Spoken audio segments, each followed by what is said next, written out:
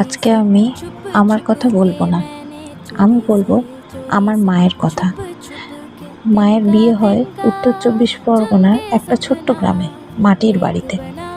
যদিও সেই বাড়িতে বেশি দিন থাকা হয়নি, কারণ ছিল আমার বাবার চাকরি। বাবার চাকরি সূত্রে আমি আর আমার বোন কখনো ভাড়া বাড়ি, আবার কখনো কোয়ার্টারে বড় হয়েছি। আমাদের মতো প্রতিটা ছাপোষা মধ্যবিত্ত বাড়ির বউদের শখ থাকে একটা ঠাকুর ঘরের। সেটা আমাদের ছিল না। ঠাকুরের সিংহাসন থাকতো কখনো বেডরুমে, অথবা কখনো ডাইনিং রুমে। আজ মায়ের বিয়ের অলমোস্ট 35টা বছর পর মায়ের স্বপ্ন পূরণ হলো, মায়ের ঠাকুর ঘর হলো। মা ভীষণ খুশি, আর আমরাও।